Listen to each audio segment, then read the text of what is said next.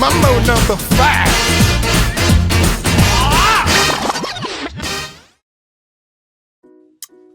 Hey guys, it's Ray from the channel. I'm here to talk to you today about my favorite Shakespeare play, which is Macbeth by Shakespeare. I first read this play as a junior in high school, and I immediately fell in love with the characters, the witches, and Lady Macbeth.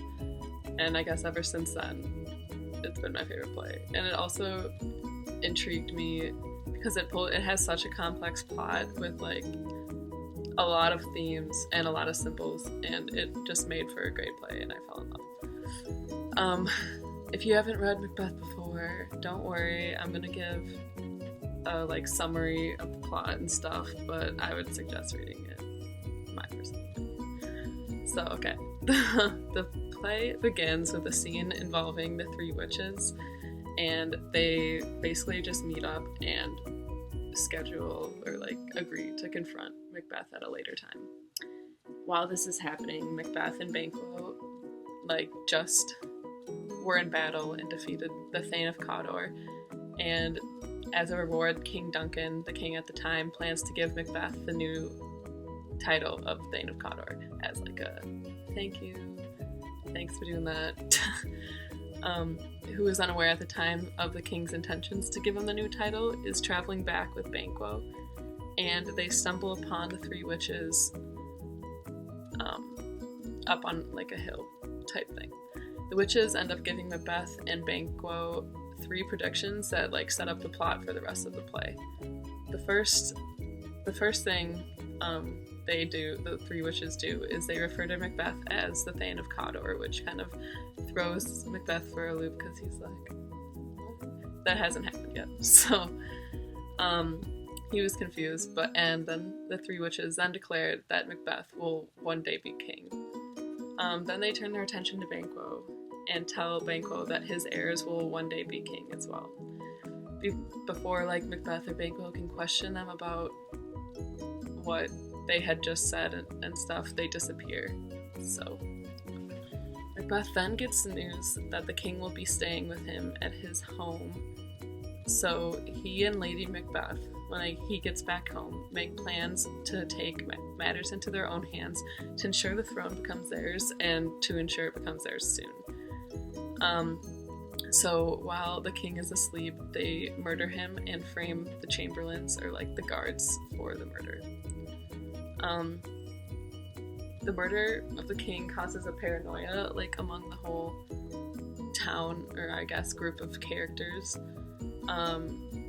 Any heir of King Duncan flees the country, and all the other characters become suspicious of each other and stuff.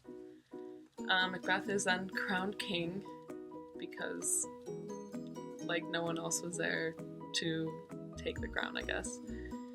He feels threatened by what the witches had predicted, that Banquo and his heirs, or Banquo's heirs, will become king. So he sends murderers after Banquo and his son. Banquo is killed, but Fleance manages to escape. Macbeth is still fearful of Fleance and that he's still alive. Macbeth is having a banquet the night he sends murderers after Banquo and Fleance, and he ends up seeing the ghost of Banquo at the banquet. And he kind of flips out. Obviously, you see a ghost. His reaction was scared and stuff, and he ends up scaring all of the guests with his weird behavior. Lady Macbeth tries to reassure the guests, but to no avail. He's still scared about everything, so Macbeth decides to confront the three witches about their prophecies, and he wants to inquire them about further prophecies. So he goes and confronts them, and they give 3 more. They say, beware of Macduff, who is also a general or character that's kind of suspicious, and he's just around kind of searching for what has happened and everything. 2, he cannot be harmed by any man born of a woman. And 3, he will be safe until Birnam Wood comes to the castle. He feels secure since everyone is born of a woman and you can't really move a forest, so he is reassured falsely. Macbeth then decides to send murders after Macduff and his family because that one prophecy scared him, so he wants to make sure they're eliminated. Macduff is not eliminated, but his wife and his son are both killed by Macbeth's murderers. Macduff finds out, and basically every one of Macbeth's opponents and enemies like join together and get together. While this is all happening, Lady Macduff is going through her own stuff, and she basically falls into a paranoia out of guilt over the murders that she helped commit, and she goes crazy and ends up killing herself. Macbeth's enemies then decide to attack. They're hidden and protected by boughs from the Birnam Wood and advance to the castle. This makes Macbeth a little nervous because that's one of the prophecies that he thought would not come true. Birnam Wood is moving to the castle, but he's still somewhat reassured because everyone is born of a woman. But then on the battlefield, Macbeth and Macduff meet. Macduff's obviously vengeful because Macbeth was responsible for the death of his family, and Macduff then basically tells Macbeth that he was untimely ripped, implying that he was not born of a woman, but rather had a C-section, his mother had a C-section to give birth to him. And then Macduff proceeds to behead Macbeth. So yeah, that's the end of Macbeth. And then Malcolm, King Duncan's first son, who had fled the country after King Duncan's death, takes the throne and becomes king. Okay, I'd like to discuss major themes of the play. So the first one I noticed obviously is greed and the idea of ambition versus morals. So in the beginning of the play, Macbeth is described as a brave, courageous, heroic soldier, and you just get a good guy vibe from him. But he's also merciless on the battlefield, and I guess that kind of crosses over into real life. Although he briefly questions the morality of murdering the king, his the ruthless, power-hungry side of him takes over, and he does it anyway. His greed and ambition soon become his downfall. With every act, he sinks deeper and deeper into a paranoia. So he's willing to kill his close friends and innocent family members to succeed, which is weird. So what once made Macbeth great has turned against him and is now his downfall. And I think this theme is really intriguing because the self-awareness that is present in Macbeth is truly disturbing. He realizes and knows what he's doing is wrong, but he continues to do it.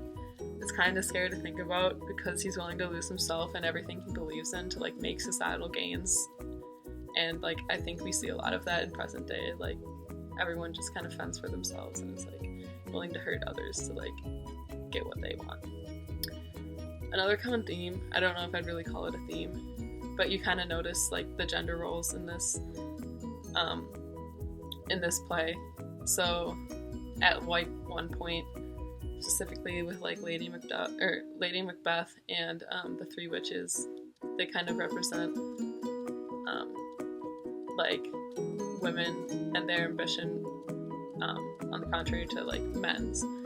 So at one point, Lady Macbeth wishes she could be a man so she could do the murders herself, and then Macbeth also implies that Lady Macbeth seems to have a personality of a man within a woman's body.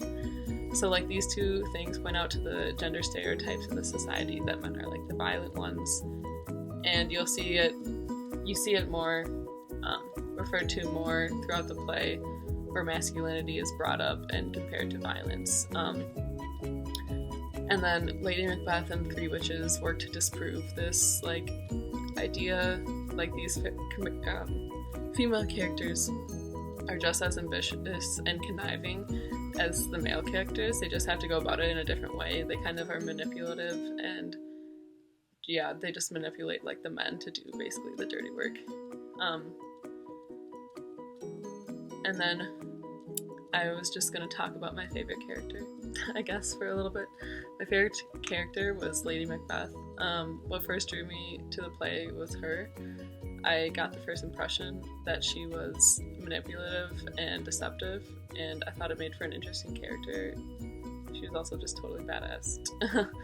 Her readiness to kill King Duncan really speaks to her ruthlessness and ambition as a person, and she knows she'll have to like convince Macbeth into committing the murder, but she has like no problem doing it. And it just makes for I thought it was a really strong character. And then it was interesting to see where she ended where she ended up at the end of the play, because she started out as such like a strong character willing to go after her like goals and stuff, and she ended up, her goals that she went after ended up being her downfall, because she basically turned into a paranoid like psychopath who didn't want to stay alive, basically because she was so guilty and driven crazy by what she had done, or what she had been involved in, I guess. Anyway, that's all I got for you guys. That's my favorite play, Macbeth. I hope you read it, and I hope you check out some of the other videos we have on our channel. Thanks, and goodbye.